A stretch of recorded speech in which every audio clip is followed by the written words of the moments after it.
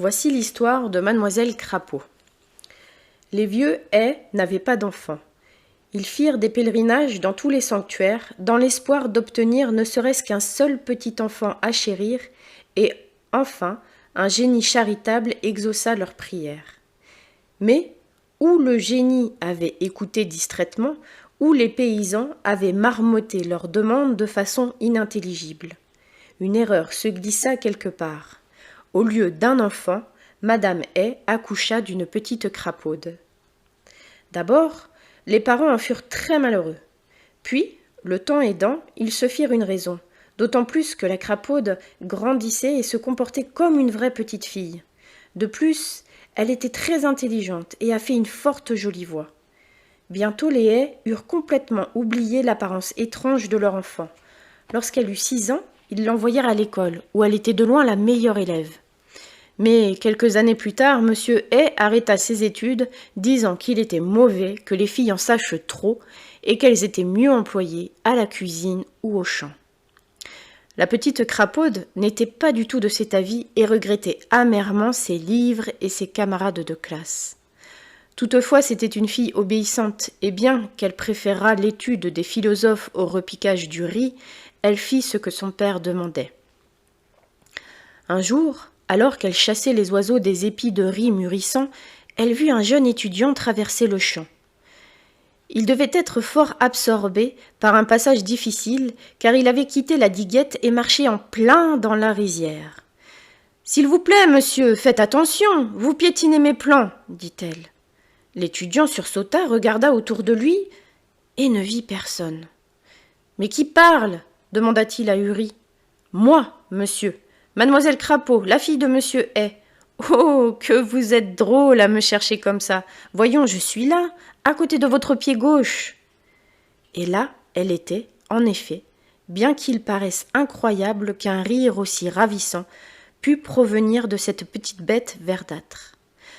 « Je suis navrée d'avoir abîmé votre riz, mademoiselle. J'étais en train de penser au chapitre que nous étudions pour le concours provincial, au point de ne pas avoir vu où je mettais mes pieds. Et, oh, je suis vraiment impardonnable. J'ai même oublié de me présenter. Je suis Swann, étudiant chez le mandarin en retraite du village voisin. »« Oh, vous préparez le concours provincial. Que vous avez de la chance. Dites, s'il vous plaît, qu'étudiez-vous maintenant ? Vous aimez les livres ?» Swann était de plus en plus étonné par son étrange rencontre. « Oui, c'est-à-dire juste un peu, puisque les filles ne peuvent poursuivre des études, » dit mademoiselle Crapaud tristement. Mais lorsque Swann la questionna sur ses livres préférés, il comprit qu'elle était très modeste. Elle n'avait pas seulement lu presque tous les classiques, elle avait aussi des idées fort intéressantes là-dessus. Swann aurait volontiers passé la journée à discuter avec sa nouvelle amie si celle-ci ne lui avait rappelé poliment son devoir envers son maître. Toutefois, depuis ce jour-là, le jeune homme se levait plus tôt pour pouvoir bavarder avec mademoiselle Crapaud avant d'aller à ses cours. Et plus il la connaissait, plus il était heureux en sa compagnie. Elle avait la plus jolie voix de la région.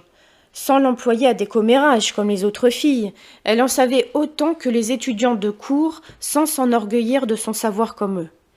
Et lorsque ses parents décidèrent de lui chercher une fiancée, Swann déclara qu'il n'épouserait que la fille de monsieur Haie. « Oh, on dit que c'est une crapaude, » pleura sa mère. « Veux-tu faire la honte de notre famille ?» tempêta son père. « Si je ne peux avoir mademoiselle Crapaud, je resterai célibataire, » dit Swann calmement. Il était clair qu'il n'allait pas changer d'avis, et puisqu'il était fils unique, ses parents finirent par s'incliner. Ils envoyèrent une marieuse chez monsieur Haie, les cadeaux rituels furent échangés, madame Haie pleura toutes ses larmes à l'idée que sa fille quittait le foyer, et mademoiselle Crapaud devint l'épouse de Swann. Ses beaux-parents s'aperçurent vite que malgré sa forme bizarre, c'était une épouse modèle. Ses petites pattes palmées cuisaient le riz, lavaient le linge, balayaient la maison, arrosaient le jardin et champs à longueur de journée. La nuit, on pouvait entendre le jeune couple lire ensemble, et toujours la petite crapaude était de bonne humeur, riant et chantant de sa voix cristalline. Or, si la famille de Swann finit par l'accepter, il n'en alla pas de même de ses camarades d'école. Cet étrange mariage les exaspérait. Peut-être détestait-il simplement tout ce qui paraît différent, ou peut-être en voulait-il à Suan de ne pas avoir épousé une de leurs sœurs ou cousines. En tout cas, il le persécutait en dessinant des crapauds sur ses livres et ses cahiers. Et comme cela ne semblait guère le troubler, ils décidèrent de trouver un autre moyen de l'humilier.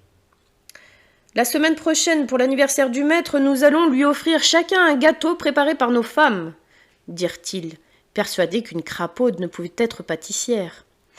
Et comme la mère de Suan était très vieille, il était sûr de venir les mains vides. Suan partageait leur opinion, et il essaya de cacher l'affaire à sa femme, mais celle-ci sentit bien que quelque chose n'allait pas et lui prouva, citation classique à l'appui, qu'un couple doit partager les soucis autant que les joies. « Tu es bonne raisonneuse, mais point pâtissière, dit Suan enfin. N'importe, je te préfère à toutes les préparatrices de gâteaux royaux. » Après quoi, sûr que sa femme ne penserait plus au cadeau du maître, il essaya d'en faire autant, et s'apprêtait à aller au cours le jour de l'anniversaire comme si de rien n'était, lorsqu'elle lui apporta un plat couvert. « Voici un gâteau, mais je t'en prie, promets de ne le découvrir que devant le maître. » Sous la feuille de bananier qui le cachait et qui formait d'étranges bosses, le gâteau semblait informe. Mais la petite crapaude avait un regard si implorant que Suan, malgré son désir de jeter le plat, n'eut pas le cœur de la décevoir. Il promit. Tandis que ses camarades présentaient les sucreries appétissantes que leur femme avait préparées, Suan espérait follement qu'il l'oublierait. Peine perdue. « Le dernier, le meilleur, le gâteau crapaud !» annonça le plus âgé des étudiants en poussant Suan rougissant vers le maître. « Tes amis semblent s'amuser à décrier ta femme. Or, c'est une véritable artiste !» dit le vieillard en découvrant le plat, tandis que des cris d'admiration échappaient à tous les assistants. Le gâteau apporté par Suan était le plus merveilleux qu'on ait jamais vu. Et si le maître ne le déclara pas le plus délicieux, ce ne fut que par gentillesse pour ne pas humilier les épouses des autres. Interrogée par son mari, Petite Crapaude dit que ce n'était qu'un gâteau tout à fait ordinaire et changea la conversation. Suan n'insista pas. L'important n'était-ce pas que ses camarades ne le taquinent plus? Malheureusement, ce répit fut de courte durée. Dès l'approche du Nouvel An, les étudiants eurent une nouvelle idée. « Chacune de nos femmes coudra une tunique pour le maître, dirent-ils, car si des pattes de crapaud pouvaient faire des pâtisseries, elles semblaient vraiment incapables de coudre. En outre, Suan n'avait jamais présenté son épouse au maître, et celle-ci ne connaîtrait donc pas ses mesures. Sachant qu'il ne pouvait rien lui cacher, Suan raconta cette nouvelle épreuve à sa femme, tout en la dispensant d'avance de s'y soumettre. « Ne pourrais-je au moins essayer ?» demanda-t-elle doucement. « Si cela t'amuse, répondit-il. Toutefois, il fut sur le point de protester lorsque le jour du Nouvel An, elle lui tendit un paquet maladroitement ficelé. Puis il se dit « Pas de tunique ou tunique mal faite, en tout cas on se moquera de moi. Alors pourquoi offenser ma femme qui s'est donné tant de mal? Il est déjà assez triste qu'elle ait des pattes palmées au lieu de doigts habiles. » Et la remerciant pour son ouvrage, il emporta le paquet. « Aujourd'hui, c'est monsieur Crapaud qui offrira son cadeau le premier, » crièrent les étudiants. Le paquet contenait la plus belle des tuniques délicatement brodées. « Essayez-la, maître, » insistèrent les étudiants. Le vieil homme, souriant de l'excitation de ses élèves, fit selon leurs vœux. La tunique tombait parfaitement, tandis que toutes les autres avaient qui une manche trop longue, qui une épaule trop étroite. Suan, prévoyant quelques mois tranquilles, était tout joyeux, et le voyant ainsi, le maître demanda affectueusement. « Dis-moi, mon fils, pourquoi les autres t'appellent-ils monsieur Crapaud ?»« Mais parce qu'il a épousé une crapaude !» crièrent les étudiants, riant méchamment. « Voilà qui est absurde, dit le maître. Vous avez trop lu de contes, où des humains épousent des fées, des esprits de fleurs et des sirènes, sans comprendre que ce ne sont que des images poétiques. Suan, époux d'une crapaude, mais c'est contraire à la science et à la logique. Et pourtant, maître, c'est vrai, si vous n'y croyez pas, demandez-lui de vous la présenter. Et à nous aussi, car il la cache. Oui, oui, donnons une fête où chacun viendra avec son épouse. Ce pourrait en effet être fort agréable, dit le maître, et il fut convenu que la fête aurait lieu le lendemain. Suan revint désespéré à la maison. Sa chère Crapaude pouvait avoir encore 1000 talents qu'il ignorait, savoir peindre, jouer du luth ou lire dans les étoiles, mais pour l'apparence, il la connaissait parfaitement. Elle était minuscule, avait la peau verdâtre, une bouche large, des yeux globuleux, et pas le moindre cheveu. S'il l'emmenait à la fête, elle en mourrait d'humiliation. Il décida de ne rien lui dire. Seulement, elle avait sa façon de découvrir les choses. Et lorsqu'elle sut l'invitation, elle sautilla de joie en disant « Mais quel bonheur! J'ai toujours souhaité connaître ton maître. Pourquoi ne m'en as-tu pas parlé tout de suite ?»« Je croyais que tu n'aimais pas les fêtes, » mentit Suan. Le cœur lui faisait mal, pensant au moment où Crapaude découvrirait sa laideur. Il était clair qu'elle se croyait une jolie femme. Le lendemain, allant chez le maître, il suivait une diguette parmi les rizières, le mari tristement devant l'épouse et l'épouse sautillant gaiement quelques pas en arrière quand elle s'écria soudain. « Malheur! Ma ceinture se détache, s'il te plaît attends-moi tandis que je la renoue derrière ce buisson. » Voilà le comble, elle n'a ni vêtements ni ceinture, ni d'ailleurs de taille où l'ajuster, pensa Suan exaspéré. Puis il se sentit tout honteux. Pauvre petite, essayant de faire croire qu'elle est une vraie femme. Ce serait terrible pour elle si moi, son mari, je ne l'aidais pas. Prends ton temps, petite sœur, pour ne pas tacher l'ourlet de ta tunique, dit-il doucement. Et soudain, ses yeux s'arrondissent comme des pôles, car du buisson émergea la plus belle femme dont on puisse rêver. Merci pour ta patience, Suan. Dis, n'ai-je pas dérangé mon chignon ? Sa voix était exactement celle de la petite Crapaude. S'il te plaît, grand frère, ne reste pas là à me regarder comme si tu ne m'avais jamais vu. Nous serons en retard chez le maître et ce serait terriblement impoli.